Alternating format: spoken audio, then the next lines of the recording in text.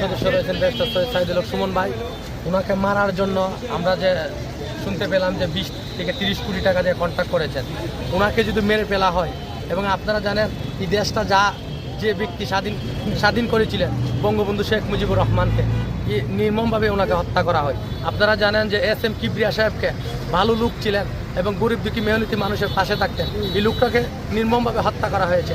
আপনারা জানেন আমরা দীর্ঘদিন পরে সিলেট বিভাগের মানুষে একটি ভালো মানুষ পেয়েছি। আমাদের গরিব দুঃখী মেহনতি মানুষের কথা উনি শুনেন। আমরা জানেন আপনারা, আমরা কিন্তু জান প্রাণ দিয়ে গরিব দুঃখী মেহনতি মানুষ কিন্তু কোনো নেতার কথায় ওনাকে ভোট দেয় নাই। গরিব দুঃখী মেহনতি মানুষ ওনাকে ভোট দিয়ে MP বানিয়েছেন দুঃখ কষ্ট শোনার জন্য, সংসদে বলার জন্য। এবং এমন একটি ব্যক্তিকে যদি মেরে ফেলা হয়, এর জন্য কিন্তু আপনারা জানেন সব কৃষক দিনমজুর ভাইয়েরা কিন্তু কাপড় নিয়ে রাস্তায় নেমেছে একটি কারণ, ওনাকে যদি মেরে ফেলা হয় এর সাথে আমাদের যাতে মেরে ফেলা হয়, এর জন্য আমরা কাপড় নিয়ে মাঠে নেমেছি। ধন্যবাদ।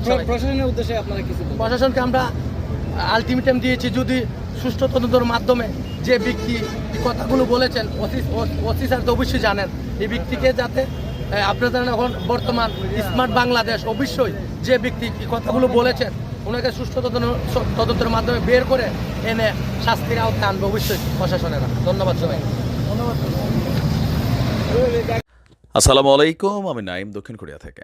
যারা ব্যারিস্টার সুমন ভাইয়ের ফ্যান ফলোয়ার আছেন, কে কোন দল করেন ফ্যাক্ট না, বাংলাদেশে ব্যারিস্টার সুমনের মতন MP হোক সেটা আমরা চাই। কারণ নতুনত্ব দেখছি, স্বচ্ছতা দেখছি, জবাবদিহিতা দেখছি। অন্যায়ের বিরুদ্ধে যতটুকু তার করার সুযোগ আছে ততটুকু কিন্তু তিনি প্রতিবাদ করেন। আর এই মানুষটাকে যখন হত্যার জন্য একটা টিম মাঠে ময়দানে ঘোরাফেরা করছে, টেনশন কি শুধু তার না, প্রধানমন্ত্রীর একটা সুন্দর জিনিস আছে। এখন বলবেন তুই তো আওয়ামী লীগের জন্য বলিস না। আপনি একটা জিনিস খেয়াল করবেন, যে কোনো জিনিস যেটা পাবলিক কনসার্ন, জনগণ যেটা নিয়ে আলোচনা করে, তিনি সেইটার মধ্যে কিন্তু খুব সুন্দর একটা অবস্থান নিয়ে আনেন, যেটা আমাদের মনের চাওয়া ছিল। গতকালকে আমরা বলছি যে আহ্বানটা ছিল প্রধানমন্ত্রীর প্রতি, আমাদের বক্তব্য তার প্রধানমন্ত্রী শোনেন না, বাট তিনি নিজেই সিদ্ধান্ত নিয়েছেন ব্যারিস্টার সুমনকে যে কোনো মুহূর্তে শেষ করা দিতে পারে। 4-5 জনের একটা কিলিং টিম এই মুহূর্তে হবিগঞ্জ, চুনারুঘাট অথবা বাংলাদেশের বিভিন্ন জায়গায় ঘোরাফেরা করছে, ছায়ার মতন অনুসরণ করছে ব্যারিস্টার সুমনকে। গতকালকে সংসদে প্রধানমন্ত্রীর সামনে ব্যারিস্টার সুমন যখন এই বক্তব্যগুলো দিচ্ছিলেন, তখন প্রধানমন্ত্রী গভীর মনোযোগে শুনছিলেন, আর চেহারার মধ্যে কিছুটা উৎকণ্ঠা এবং উদ্বেগ দেখা দিয়েছিল। ব্যারিস্টার সুমনকে নিয়ে যে যাই বলুক, প্রধানমন্ত্রী কিন্তু কোথাও না কোথাও খুশি যে ব্যারিস্টার সুমন তার সৈনিক, এটা ওনার জন্য পজিটিভ একটা জায়গা। যাই হোক, এখন গতকালকে ফেসবুকে স্টেটাসে ব্যারিস্টার সুমন ভাই লিখছেন, গভীর মনোযোগে সহকারে আমার বক্তব্যগুলো শুনলেন বা আমার প্রাণনাশের হুমকির বিষয়টি নিয়ে শুনলেন প্রধানমন্ত্রী। তিনি আবারও মানবিকতার উদাহরণ তৈরি করলেন। অবশেষে কৃতজ্ঞতা মাননীয় প্রধানমন্ত্রী এবং ওবায়দুল কাদের সাহেবের কাছেও তিনি ধন্যবাদ জ্ঞাপন করেছেন।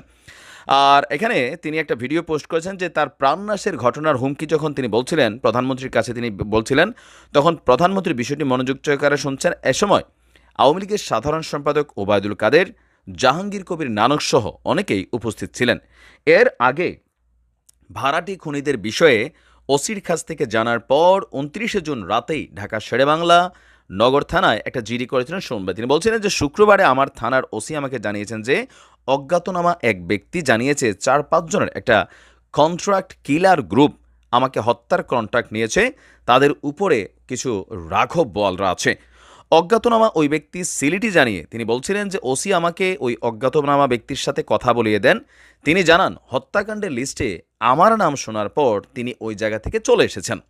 সব কিছু জেনে পরদিনই আমি সংসদে চলে আসি এবং শেরেবাংলা নগর থানায় জিডি করি। শুন বলেন, দুঃখের বিষয় হলো যে এই বিষয়টা নিয়ে যত দ্রুত একটা তাৎক্ষণিক ব্যবস্থা নেওয়ার বিষয় ছিল সেটা হয়নি।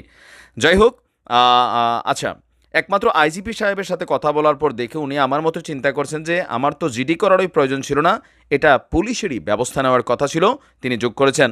তো তার যে বক্তব্য ছিল, রাষ্ট্রযন্ত্রের কিছু কিছু মানুষ আসলে চাচ্ছেন কিনা আমি বেঁচে থাকি। তো তার এই বক্তব্যের পর প্রধানমন্ত্রী তিনি ব্যারিস্টার সুমনের ইস্যুতে প্রয়োজনীয় পদক্ষেপ যারা নেওয়ার, সম্ভবত গোয়েন্দা সংস্থাগুলো NSI, DGFI অথবা আমাদের ডিবি আরও যে টিমগুলো আছে, যেহেতু আইজিপি সাহেব পর্যন্ত গেছে, প্রধানমন্ত্রী সংসদে বিষয়টা কনসার্ন করছেন, তিনি প্রয়োজনীয় ব্যবস্থা নেওয়ার জন্য নির্দেশ দিয়েছেন। যদিও নির্দেশটা এটা সেলফলি নেওয়ার বিষয় ছিল, তারপরে যেখানে প্রধানমন্ত্রী বলে দিছে সেই বিষয়টা আমরা জানি 1000 গুণ বেড়ে যাবে। হয়তো এমনিও হয়তো, বাট তিনার বলার পর বিষয়টার স্পিড বাড়বে। আর এই জায়গাতে বলছি যে প্রধানমন্ত্রী পালস বোঝেন পাবলিকের কিছু কিছু জায়গায়।